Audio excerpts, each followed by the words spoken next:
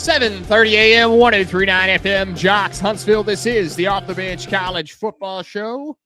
I'm your host, Kelsey Huffine, co-host Richie, sitting over here to my left, and Pops opposite Mike. To us, we have another Saturday morning, anxiously awaiting college football season as I didn't get the timing for it today. We're like 4 or 5 months out from college football season. And, of course, spring practice starting this week. A couple of games to watch today. Of course, Alabama, although they're not televised anymore, unfortunately. Alabama, specifically, their spring game is today. The big matchup between Keelan Russell and Austin Mack of who's going to win that job. Of course, they're going to be ironing out some offensive line capabilities there in Tuscaloosa, trying to figure out and find that stationary fixes for a lot of what we saw last year, including the running room. Of course, a lot of DBs, a lot of defensive stars returning, but you also have to influx on that new group coming in as well.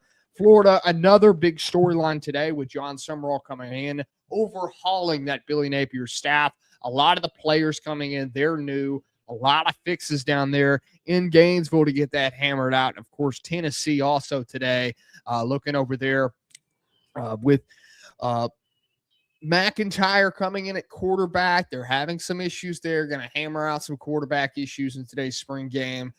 Just a lot of it's early spring, trying to get that hammered out, see where your best offense fits in. The national championship, of course, we had on Monday in college basketball. Michigan came out as a winner in that for the first time since 1989. It was a good game all around. It was a defensive, physical composure with some clutch free throws late in the game that ultimately had Michigan seal that one. A huge victory for them. And I mean, my thoughts on that is it's a good distraction what has happened in their athletic departments over the last couple of years. Of course, the Harbaugh scandal, and then you go through with what happened with Sharon Moore. So the distraction holds their basketball program in the right spot. Maybe Whittingham can get things under control with the football program over there too. So all in all, it was a good week for Michigan to find a good stationary spot to try to get their programs back on the right track. So it's good for Michigan over there. And, of course, also this week, Greg Byrne has discussed the possibility of the SEC title game going to the back seat, getting vaulted, as the new generation has kind of said. Fortnite reference. Getting vaulted? Getting vaulted in a way. They're going to maybe get rid of it. Is it outdated is the question everybody is asking right now, as we're on the cusp of a 16-team playoff right now sitting at 12. But in the near future, we're going to be adding those extra games soon. So does the SEC championship truly have a place in this new playoff, in this new future in college football? Or is it finally time to get rid of it? Guys, we do have a show today, and it is going to be a fun show to discuss the possibilities of where we're going into the future, not just the product you put on the football field, but of course the product that is being shown to the world in championship style. Or does it just get crowned by record? We move on. We go to the college football playoff and then the national championship. A lot of questions to be had, but the first thing I did want to discuss today, of course, is what is going on with Alabama for spring practice today. What are we going to see? What are we going to see in the news headlines, right? Are we going to see this big Keelan Russell performance where he gets an MVP of the spring game or something like that? If we're even handing out that trophy anymore, how does the offensive line actually look right now? Really, are we a good physical run offensive line? Is that what people are going to say? Are they going to say, okay, this is built for the pass like it was last year? Or do we really see the kind of, I know Kevin Riley has been one of those running backs at Alabama that a lot of people are thinking, this guy has lost some weight. He looks good. He looks fit. it's going to be an interesting one in Tuscaloosa, I think. Well, since you brought up Fortnite and the kids today, F's in the chat for the SEC championship game going away, and F's in the chat for not being able to watch the A-Day game on TV or streamed. So hopefully there's some folks down there on the capstone today that's got their phone and pick up some, a vertical video or two, and maybe we can actually have some information versus just listening to it on the radio or something. I don't even know if you can do that today, to be honest with you.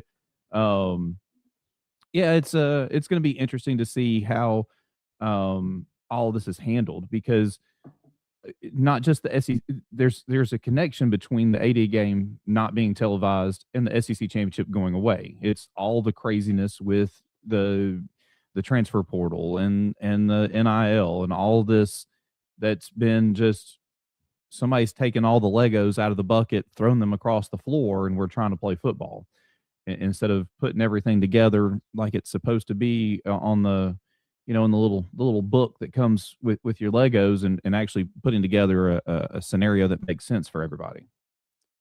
Oh, yeah, that's truly what it is, and trying to find those pieces really on the offense in college football of what fits together, what is actually going to be the best product fit on the field. And really, that's not always it. What is going to be the best moneymaker that gets put on the field? Right. And unfortunately, that is the case. And we would like to think winning equals more money. Mm-hmm. But, at this point, do I want more games? Absolutely. Do I want more games that matter? Absolutely. Am I willing to give up a Saturday or two in August and September to have more games that matter at the end of the year? Absolutely.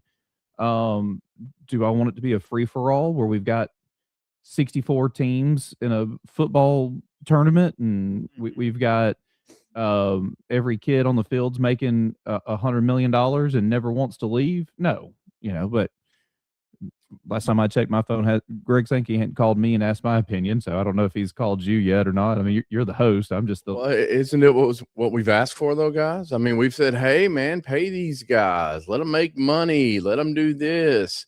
And now they never want to leave college football because they know they can make more money in the upfront years. Unless they're a freaking lottery pick like top 10, mm-hmm. They're making more money by sticking around and playing college ball. And, Kelsey, you bring up the A game today, but in the matchup between Austin Mack and Keelan Russell, man, I think that's really, if you look at the headlines and you look at every other sports radio show in the country right now, when they talk about Alabama, that's what they're talking about. They're talking about what, you got a guy like Austin Mack who has stuck around. He came from Washington with Kalen DeBoer. He's been there. He knows the grub offense. But then you got the excitement of Keelan Russell, who, a lot of people have compared him to Milroe and his ability and his athletic ability, but he's also got the arm that, quote, Milroe didn't have. Well, and let's be perfectly honest with it, right? We talk about this matchup with Keelan Russell and Austin Mack.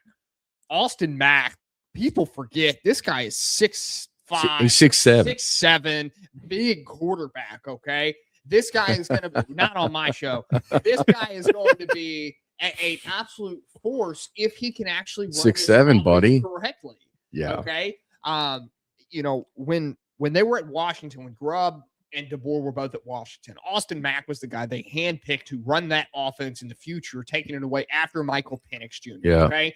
So the next step was Austin Mack. Okay, that is the direction we're going. Okay, fast forward down to Tuscaloosa a couple years later, and you have this kid that decommits from TCU, then commits to Alabama, and people see he's a freak athlete. He's got this athletic ability. He's got an arm. The students love him. The media loves him. Okay, but guys, Austin Mack, okay, let's not forget, okay, he played last year in the last game. He did good in the last game. He was doing good, and then he got rattled a little bit, okay? We fast forward to that year now change. If he has a good spring, I'm not opposed to say, okay, let's keep Austin Mack out there. You have Keelan as a weapon. I get it. You have probably a risk of losing Keelan Russell to the portal next year round if Austin Mack were to start for this team. But you can't ignore the possibility of Austin Mack actually having a chance to win this job and him having a good year after that. People have kind of put Austin Mack on the back burner. This kid is a big dude. Okay. He's got an arm. He's tall. He is a good prototype quarterback because they don't make him 6'7" anymore playing quarterback. All of Alabama's quarterbacks are like that. I mean, Keelan's 6'5", 6'6". Jet, I can't ever say his last name. Yeah. He's 6'6". I mean, that whole quarterback room, that's what the thing about everybody talks about the Alabama quarterback room is how big they are. Yeah. Okay. And there's no problem seeing over this line. Okay. You don't big have old line too. Yeah. You don't have a situation where you got a Pavia at Vanderbilt, 5'6.5", and he's having to run around to see over the line. And one thing I will say too, with you say kid and Keelan Russell, we say that generically. I mean, this was the number one dual threat quarterback in the nation 2 years ago. Right. And even if Austin Mack was to start this year and Keelan's got to back him, there's no threat. I mean, there's always a threat of somebody hitting the portal. Okay. Whether the portal's open or not, I'm just going to go hit the portal and sit on the bench. Right. But I mean, you're in that cycle now where if he does not start, he's Max backup. Okay. But he knows he's starting next year. Right. I mean, so I don't think the imminent threat is there. But hey, I know we got to go to break, don't we? We still have a couple seconds to, but 7:30 a.m., 103.9 FM, Huntsville. This is the Off the Bench College Football Show. We're going to take a quick break, and we'll be right back.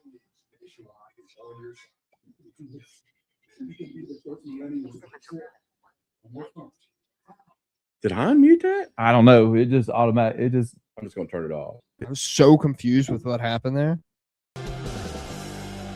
Oh, hold on. I got to go put all the stuff on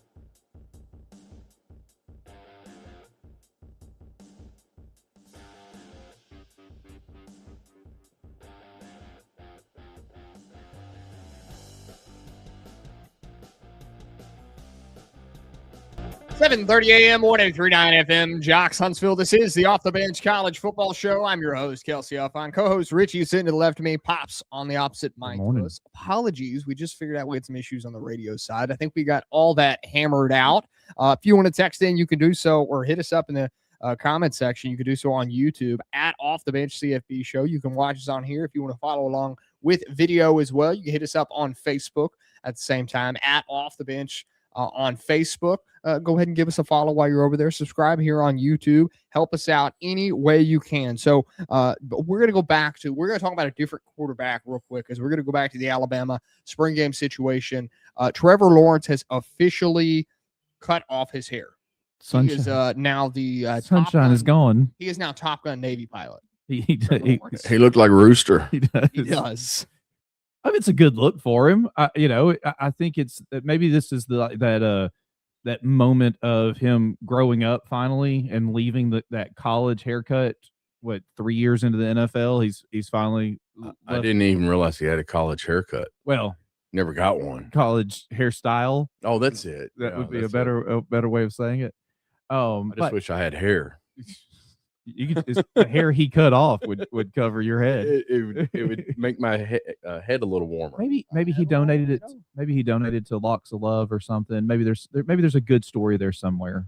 Hopefully, maybe. Richie, I'll have to tell you the story of when my hair was long and luscious. Oh, I had very long and luscious hair. It was great. Yeah. Is that when you got a perm when you were little? I did have a perm, but I'm talking about after. That was before I had the perm. Oh, okay. All right. I was trying Maybe to embarrass Kelsey. Perms. I don't know.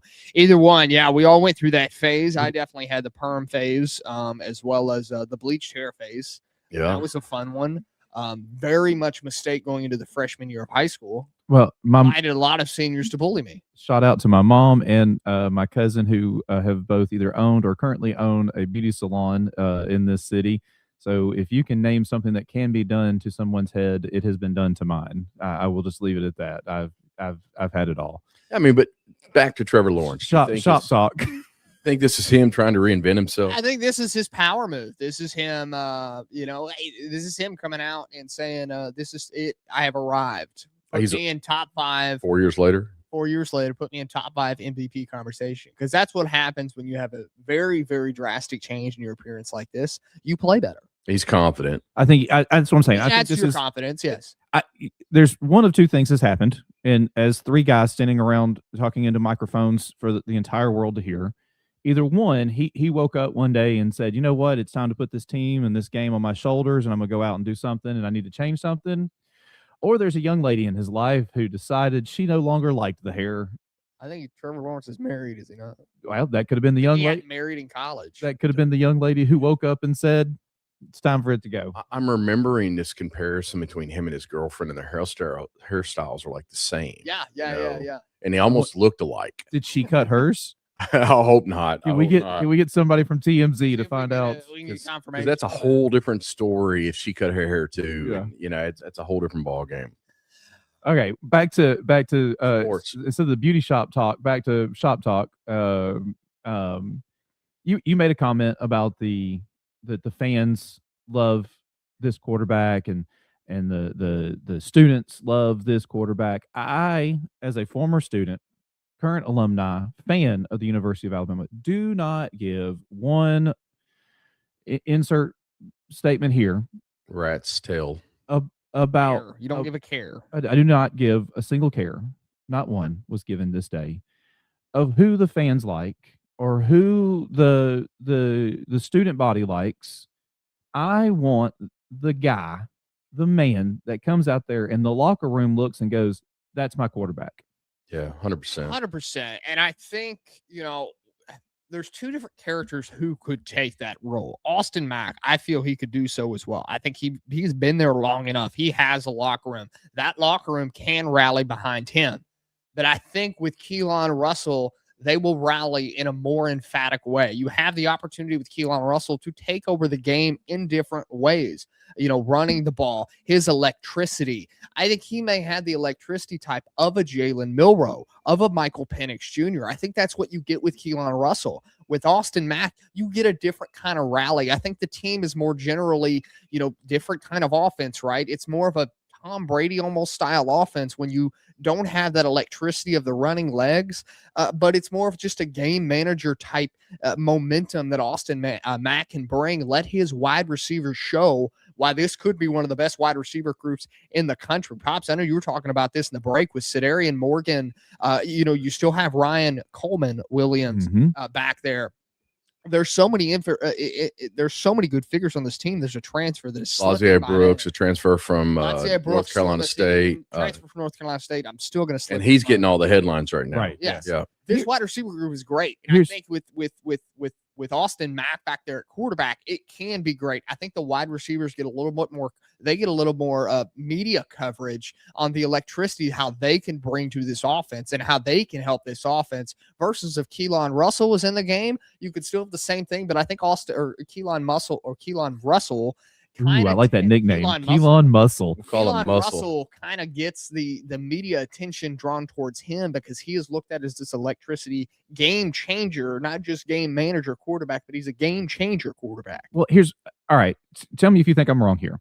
Austin Mack, the ceiling is an 8.5, but the floor is like a 7.5. I think it's lower than that. But with Keelan, I think the ceiling could be a 9.5 or 10, but the floor could be a 5. Okay. I'm not understanding your analogy. I think you're saying that Austin Mack has a closer floor to ceiling where Keelan Russell has a much bigger floor to ceiling. Okay. All right. It could be a very electric, but that same rally behind guy could also be what takes away from it and lowers the inexperience, the not being in the system for as long as he has. I guess that's what I'm going with is, yes, he may be absolutely electric and light the scoreboard on fire, but he also may have, because of he's so used to falling back on his talent and not the team and everything, could that hurt him? Where I think one more year behind Austin Mack, we could, I mean, you saw what happened with Jalen when he sat behind the bench for another year. I mean, he got better. Yeah, I mean, exactly. And you're talking about, somebody who rallies around people in the locker room. I mean, I'm thinking like back, what, last year, or was that year before last with Ryan Williams? I mean, he was a freshman that everybody was rallying around. He was a stud star. Okay. And I think you can have that with a Keelan. You can have that that leadership in the, he's a redshirt freshman. He's been in the locker room for already a year. Okay. Yeah. But also, Kels, I mean, I don't want to paint this picture that Mac's not a mobile quarterback. Okay. I do remember him running down the field for like 12 yards for a first down against like Indiana. The longest run we had. Yeah. Every quarterback is a mobile quarterback. Yeah. Okay, especially in college football. So I'm not taking that away from Austin Mack, but I think the electricity with the legs with Keelan Russell, he's obviously a little bit faster. Okay, more than a little bit. He's faster. Okay. I think he's got the better change of direction. There's so many things that go involved with just the legs on a quarterback. It's not just moving up and down straight in field. And I've seen Austin Mack run. He can do so, but the electricity with his legs, just emphatic with Keelan Russell there. Fred G. Rebs 223, hit us up on YouTube. Hottie toddy. We got an Ole Miss fan in the audience. Hey, man. There's one of everybody. There's worse. It's okay. There's worse. John Little hitting us up as well. The men are back together again. It's been a minute since three of us have done a show together. I think it has been quite a minute. And then Carl hitting us up on YouTube as well. Roll Tide Roll. Roll Tide Roll right back at you. Back at you. Okay, so other things to discuss with Alabama's spring game. The offensive line. I mean, you're missing. Carroll is the only returning starter. 4 of the 5 guys they either left or they went to the NFL draft. You had the 125th rushing defense, and you were 111th in sacks allowed last season. This has kind of been a complete rechange for the offensive linemen, trying to reset the momentum there, reset what they are trying to do, what they can do with this offensive line, because there was struggles last year, and the struggles had to be figured out this year, because if you have a whole group now coming in, you got no more excuses. Okay, you have this rebuilt reset here for this offensive line. So this running back crew can do better than 125th in rushing in the nation. That could be the final tipping point as to which quarterback we go with. do we have the offensive line that can allow a quarterback to sit back there, pick apart the defense, and connect with these wide receivers? Or are we going to be Swiss cheese again and need a quarterback that can go out there and run for his life, which could easily kind of help determine this quarterback question. But yes, the offensive line being all brand new, you throw out last year's programs, you're going to need a new one for this season. You can't know the players without a program, and it's going to be interesting to see. 7:30 a.m. 103.9 FM, Jocks Huntsville, the Sissy Off the Bench College Football Show. We got a lot to get into coming up here on the show still. Florida spring game as well as Tennessee's spring game, the national championship that happened Monday. We're going to discuss it all right here on the Off the Bench College Football Show. We'll be right back.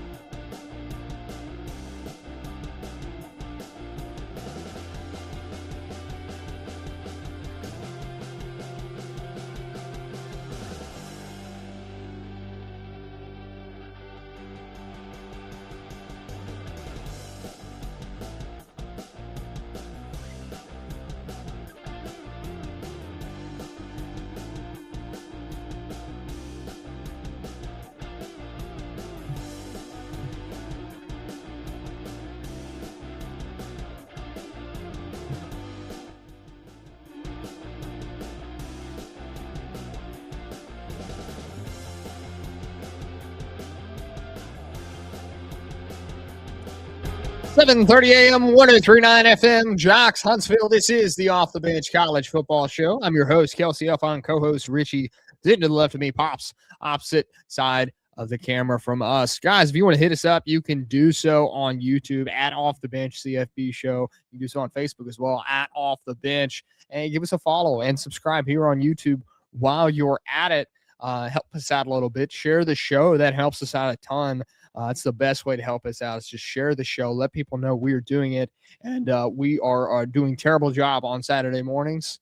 And just speaking just out of our behinds, talking about some college football as we wait anxiously for the start of the college football season. But I don't know if we're halfway there, but we are at spring game, so we're somewhere along the road. Guys, let us know where you were listening from today, watching from today. We're kind of interested. How far are we moving across the map? I think last I had heard, last time we had did that, I think we were down in Sarasota, Florida. Ooh, nice. And I think we were reaching tip tops of Michigan. We also get Illinois, Kentucky, Tennessee. Yeah. I mean, these are all family members that tune in to see what we're doing. I know, Richie, you got a pretty big, decent span there as well. Mm-hmm. Occasionally, I reach all the way to Harvest. Harvest, man. Harvest, Alabama. Nothing wrong with Harvest. We're technically in Harvest right now. If I'm doing it right, I reach all the way to Harvest. Yeah. Okay, guys. So we had the conversation. We heard it this week of Greg Byrne. Essentially, he's saying he's done with conference championship games. It doesn't make sense anymore. We're moving to a new era with a 16-team playoff soon. It's going to happen sooner rather than later. It's bound to happen. This 12-team playoff is about to get vaulted and move toward a 16-team playoff. Now, in the meantime with that, Greg Byrne is kind of saying that it's run its course. The event is been going on too long, and it no longer needs to be happening. So college football needs to pick a lane instead of just continuing to expand the postseason. So getting rid of a game. My thoughts on this, I don't want the SEC leading this charge. I think it'll hurt them for the time being if we decide to get rid of the SEC championship game and then have the Big Ten, the ACC, the Big 12 all playing their championship game. And I think in the short term, it'll hurt the SEC with college football playoff appearances by team. I don't think it's a good step right now to make this step. I think we let the Big Ten, we let the ACC, we let the Big 12 explore this possibility first, let them get this thing going and figure out where the next step is for the SEC to see if we actually want to get rid of that game. But I understand why they would do it. I just don't think it's the best idea to do it first. Why? Okay. We started to have this conversation off there. Yeah. What is your actual argument against the SEC doing it first? I think assuming we go to 16 teams, right? Yes. Okay. Assuming we go to 16 teams, I think you miss an opportunity for, okay, hear me out on this one. If the top-ranked team in the SEC championship loses and the bottom-ranked team wins, you lose an opportunity to get both those teams in, okay, on top of other teams. Now, I get, is the SEC not going to have their loser in the playoff with 16 teams? Maybe not. But I don't want to take that risk of having us beat up on each other the whole season in the SEC because that's what always happens. And then you go into that, you don't have that game, and you don't have that bottom-ranked seed a chance for them to prove themselves. If you look at the Alabama-Georgia game this year, right? Yeah. And Bama got a little bit – they got critiqued hard because of the outcome of that SEC championship game, right? They got their butts beat by Georgia, okay? And then the question was, oh, look what just happened yesterday. I mean, I'll make my point about the SEC championship game. If I'm a coach, right, and I'm mid-tier SEC team, right, what's my goal? I'm not trying to win a national championship. I'm not. Okay. You're going to tell goal the is to media. make it to the SEC championship. We want to win the SEC, right? If we win the SEC, everything else takes care of itself. We're in the college football playoff. Everything else falls into play. So you got to have something that you're gearing towards. And then Byrne, if you ask me, he is just looking to say, hey, we don't want that game the Saturday before the Sunday selection show at 9 a.m. Central Time, right? Okay. I am the odd man out here on this little three-man panel. One, it would have been better off for the University of Alabama to not have played in that game. Oh, Alabama was guaranteed a spot in the 12. Yeah. their butts getting kicked by Georgia. they got All it did was we now butts had to go on the road to play Oklahoma. instead of playing at home. We would have gotten a home game. Yeah. I think once you go to 16, one of the things that's going to happen with the 16 is the SEC is going to be guaranteed 4 spots. So this season, Alabama and Georgia, who are 1 and 2 in the SEC, would have been guaranteed those 2 spots. What you do on Championship Saturday is 3 plays 6, 4 plays 5. Winners get the 4th and 5th, the 3rd and 4th guaranteed ticket. Here's your golden ticket. Have fun at Wonka Land, and try not to fall into the chocolate fountain on your way there. It also, because when we go to 16, there's not going to be any buys. Alabama and Georgia would have gotten a bye week, August or December 13th or 12th or whatever it was, and not had to have played. And they actually get a little bit of a rest, which may not necessarily be a great thing, as we've seen with the buys have not always been a great thing.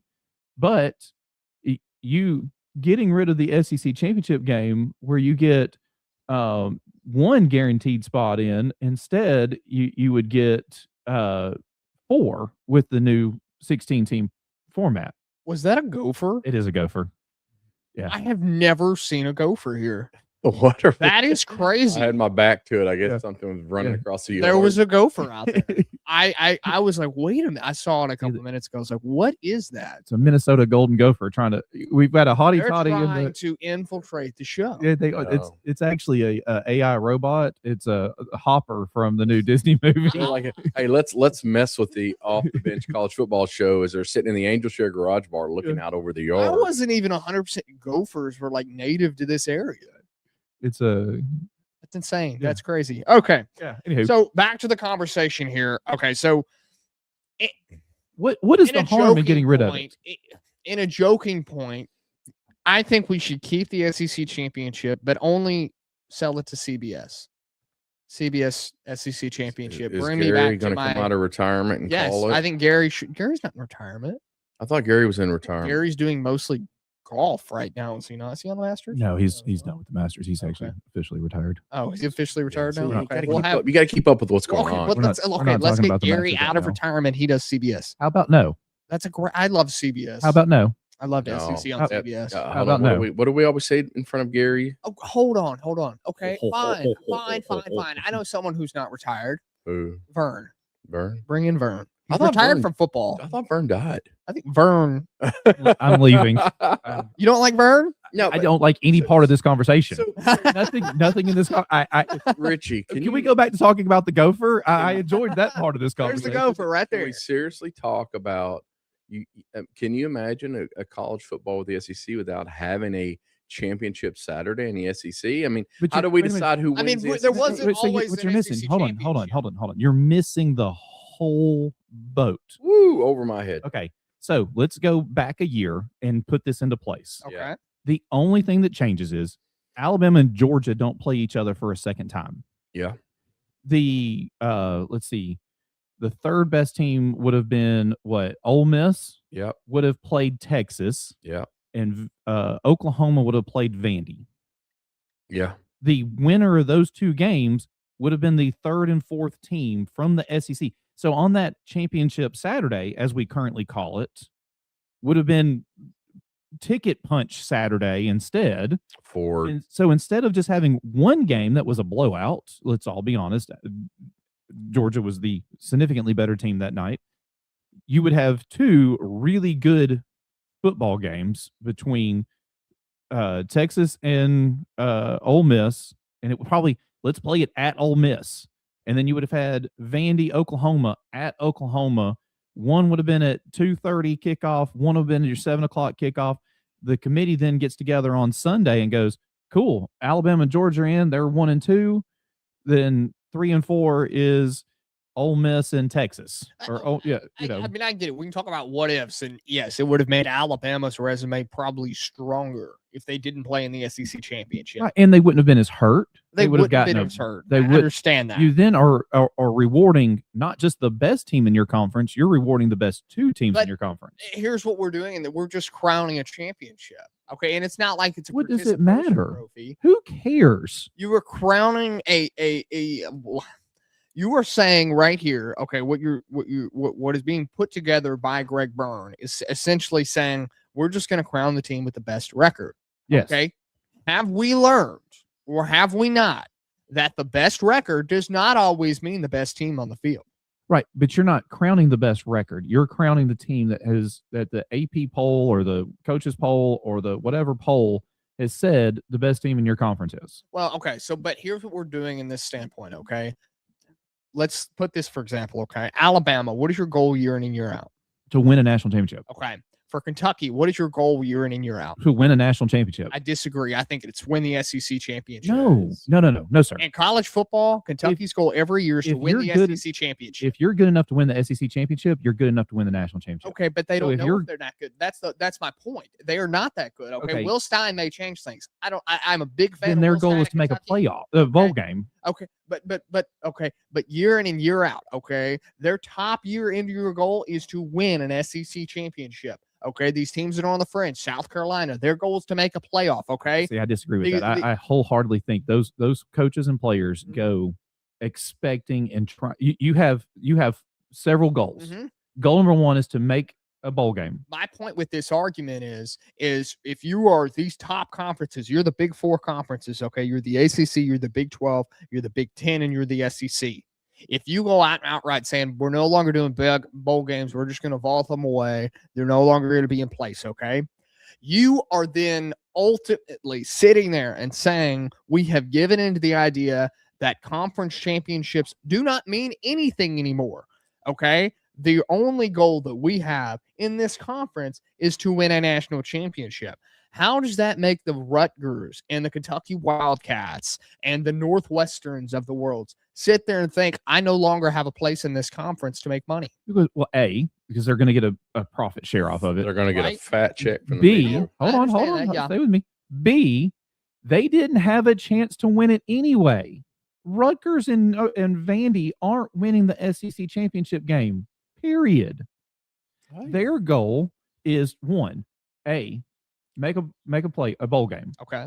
2, make the playoff. 3, win a national championship. That is the goal. And you set those goals. A conference championship is anywhere in that? No. Oh, I disagree. I disagree too. Under the new step system, by step process. No. Each year, when a coach comes in with his philosophy, obviously the end goal is a national championship. But they're sitting, guys, by year 2, we need to make a bowl game. By year 3, we have to be flirting with the conference championship. By year 4, we have to win a national championship. You're 10 years in the past. You're 10 years in the past. Once we expanded to 4 and then now to 12 and then to go into 16. Those conference championship games no longer matter anything. It is about making the playoff is more important than winning the championship. All right, so we got a little new widget here. I got a poll in the YouTube side: SEC championship or not? Should the game continue? You can respond to this in the chat window by hitting 1 for yes, 2 for no. 7:30 a.m. 103.9 FM. Jocks Huntsville, guys, go ahead and vote on that poll. Is the SEC championship or not? Should the game continue? Having the argument right here, right now. Richie is in favor of it going away.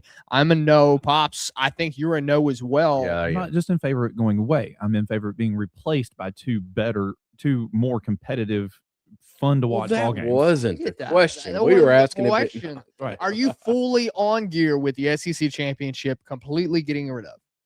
Well, if it's going to be replaced with, it's not going to be. There's still going to be a game. If there's no game at all. Oh no, I'd rather there be a game. Okay, that's the answer I was looking for. 7:30 a.m. 103.9 FM. Jocks Huntsville. This is the Off the Bench College Football Show, guys. We'll be right back. I'm gonna go catch a gopher.